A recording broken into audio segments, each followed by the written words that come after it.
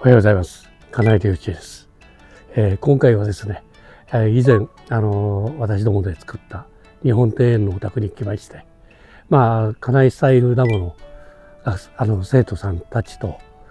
竹垣をですね制作していきたいと思っております。ちょっと5年経ちまして、竹垣自体が朽ちてきておりましたもんで、それを直しということで生徒さんたちと皆さんができるような形をとって教えていきたいと思っております。そしてですね、この動画を見てですね、視聴者の方が私もできるかなと思っていただければ参考にしていただきたいと思っております。ぜひご覧ください。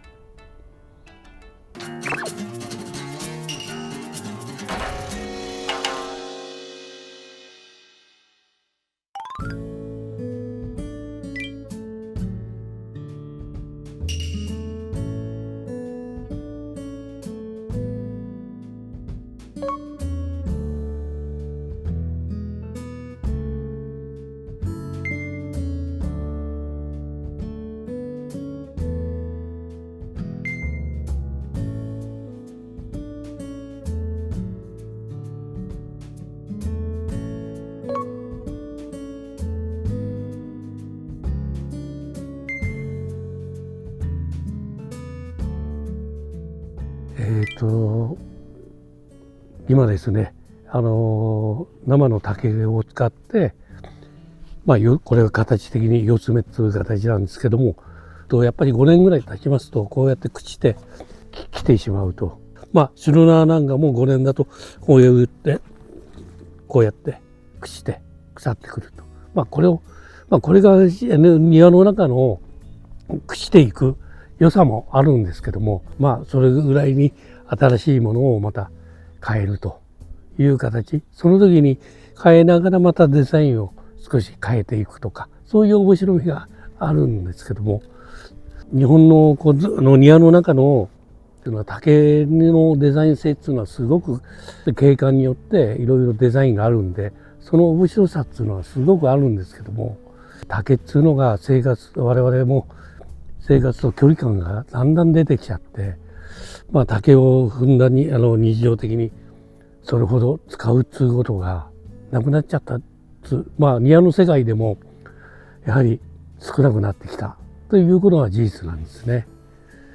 疑似的な竹のものも今製品として売ってますし、極端にデザインだけ求めるとしたら別に竹にこだわらなくても、これにおいてのデザインであれば他の素材を使ってこうやっても面白いかなとは思います。日本庭園の中の竹垣の良さっていうのは、その空間に置いた形でデザイン、そういうところにあるのかなとは思います。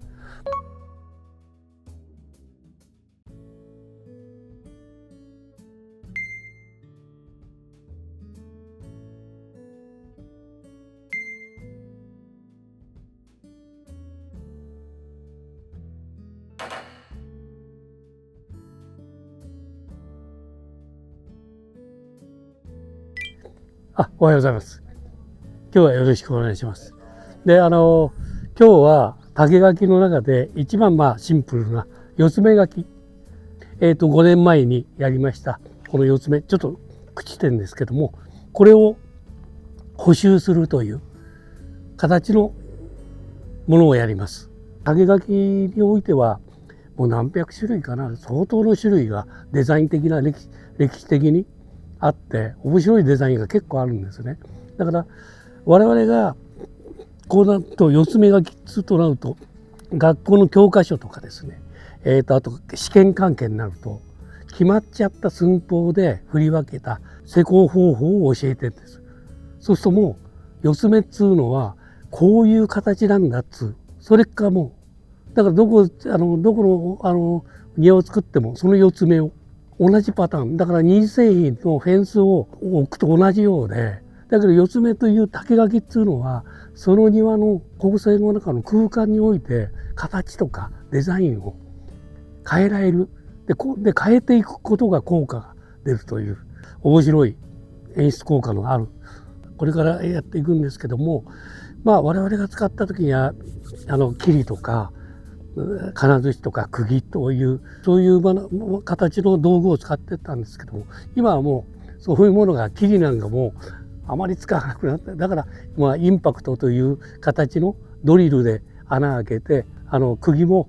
ビスつう形で打っていくとか、ちょっとそのやり方は変わってきますけども、基本的には縛ったいないかっていうのパターンは同じだけど、それはもう変えても別に構わないと思ってるんですけども、まあ、今回はですね一応今日ですね使う材料としたら材料と道具です。まあ一応材料の方はメーターもんのやつで、まあ、ホームセンターでもこの黒竹っていうやつは買い求めることができます。まあ一般の方も手に入りやすい形の竹を使うっていう形で今回やりました。それに対して白菜は、まあ白菜の方も赤いやつと黒いやつがありますけども、まあ今回茶を使うっていうことで、まあ黒の方は着色してあるんでどうしても手に色がついてしまうっていう部分はありますけども、で道具としては一応竹を切るためにノコ引きっつうのがあるんですけども、竹引きっつう目の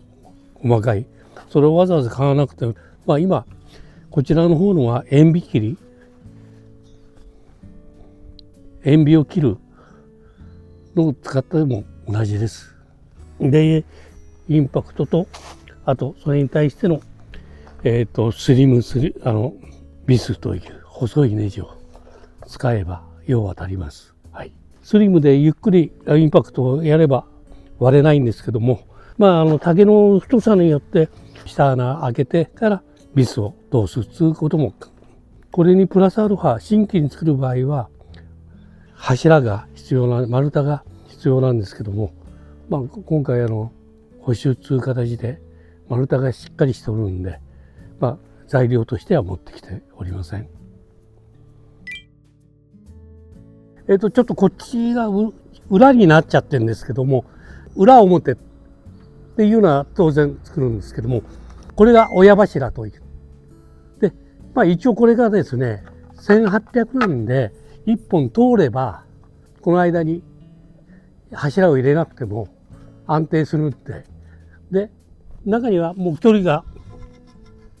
長いと、ここに真ん中に真柱というのをこうやって入れます。で、これを横に行くものを胴縁と言います。これ。胴縁。で、ここに上に縦になってるのを縦子。立つ子と書いて、縦子という呼び名で、この結び方を男結び。いろいろ地方によって結び方の、名前が変わりますけども、まあこうやって白縄で結んでいく、このパターンでやっていきます。それで一応四つ目書きってまあここを題して四つ目っつう感じでやってるんですけども、この胴縁を4段とか5段というのはそこの径においてのあれはもう自由に、だけども基本的には親柱をいくつ開けて、それに対して最初の胴縁を、だけどこれは自分の感覚のバランスでいいと思っております。で、あとは自分の高さによって違いますから、はい。手順としたら必ず親柱を、その柱を立てて、次の段階はこの胴縁をやります。まあこれは円ですから、だいたい45度ぐらい、元口の方を必ず節のとこを斜めに切って、これ45度ぐらいで。た時に、じゃあこっちはどうするんだっつった時に、ここに対してある程度ちょっと筋つけます。目安に。で、これに対して45度で、こうやって切って、そうすると、で、これを最初にやった節止めっていうのは、このここにビスをやった時に割れないという理屈です。で、こちらの方は節がないんで穴を開けて直に取り付けるという形です。こっちが元口にやったら今度は次の段階が今度はこっちが元口。2本重ねる時もそういう形。そうなぜかというと末口の方の細さが全部揃っちゃうとやっぱし合わなくなってる。だからそういう順番でやってれば平均した形で収まっていくという感じです。今我々の場合にはこうやって大巻きというこれ一つで結構使うんで、だけど作業するのにはこういう形をしとくと非常に便利なんです。一応2本締めという感じで2本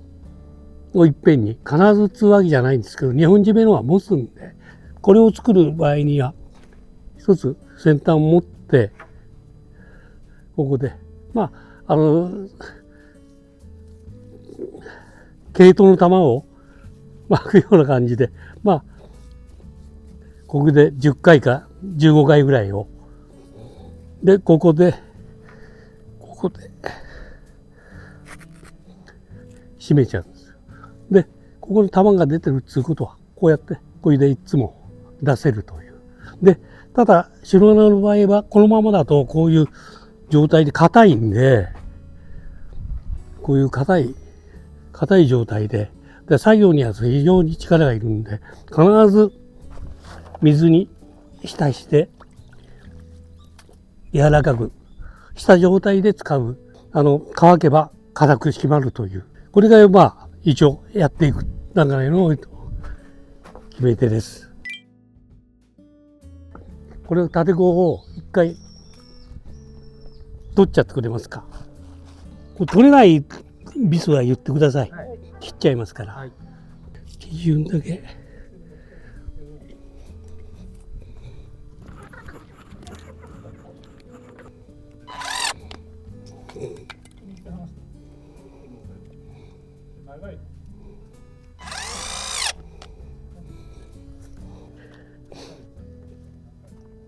これが一応縦棒の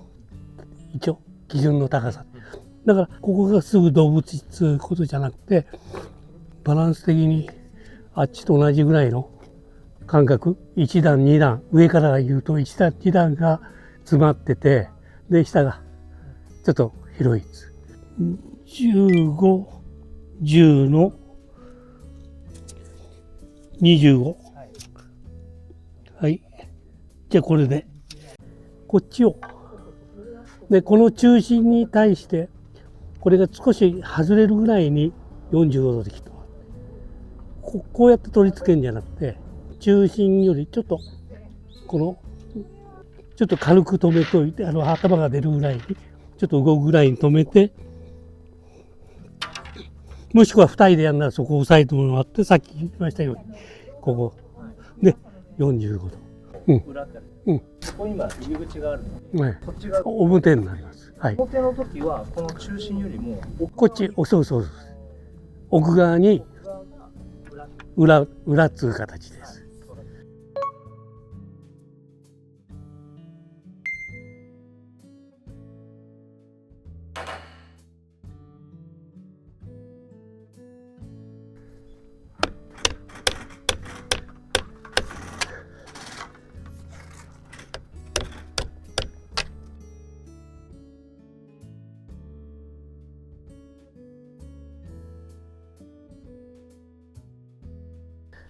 これで胴縁が一応できました。一般的な胴縁の感覚よりちょっと変えてますけども、で次縦子になります。まず最初に両脇にこれを隠すように1本置きます。こっちも。で真ん中にこの目剣の真ん中に1本。ここを3等分にするか、2等分で2等分、これで表の面の数が決まれば、今度はこれとこれの間に1本入れていきます。高さはあくまでここは直線にしたいんで、これに揃えてください。で本当は木槌って木の金槌であるんですけど、これを縦じゃなくて横で軽くで3等分にする場合に、さっき定規を使わないって言ったのはこうやってでこれを3等分にこうやって1本に2本3本4本5本6本7本ですから、裏の方は6本全部縦5を押さえ決めちゃってください。でひょっとしたらちょっとアクセント的にここをダブル2本締めにしようかとか、そういうのはやった後ちょっとアクセントで付けられますから、まず最初にそれを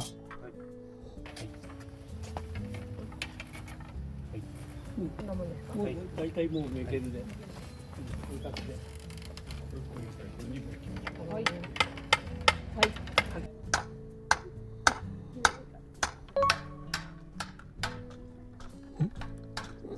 真ん中で、はい。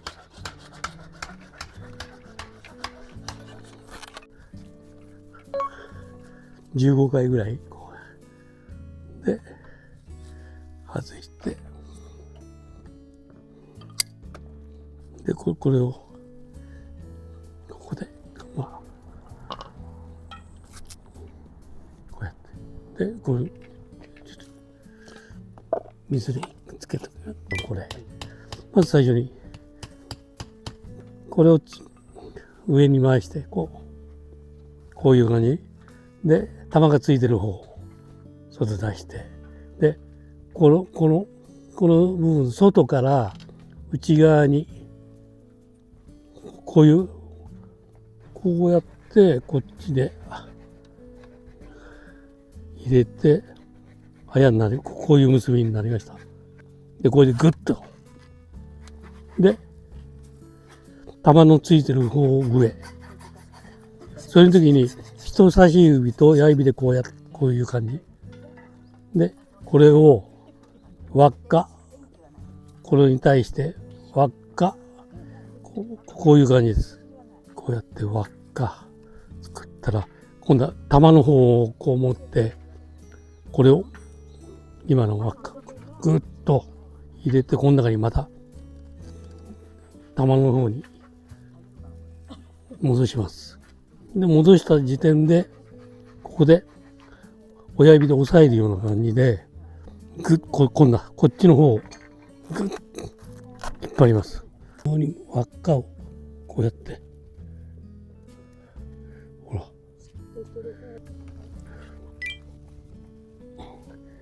こういう感じで巻きつけてで2本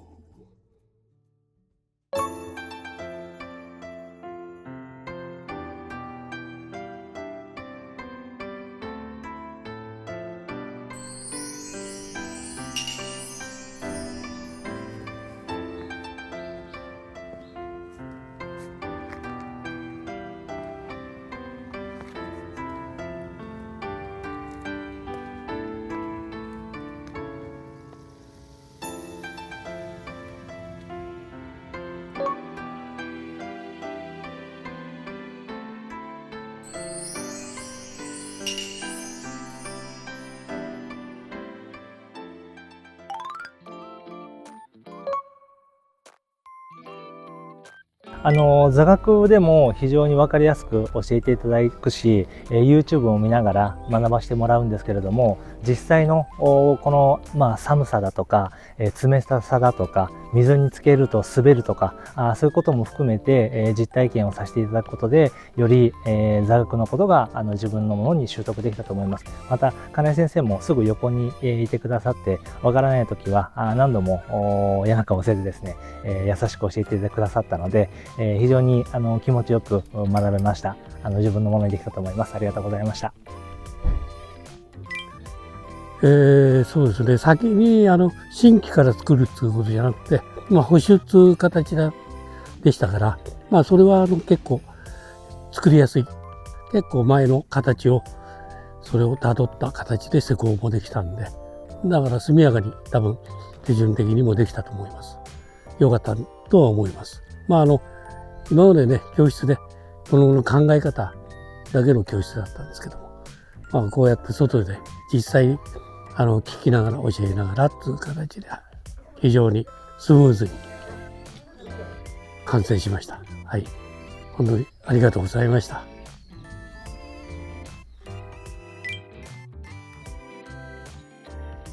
お餅を食べ過ぎましてです。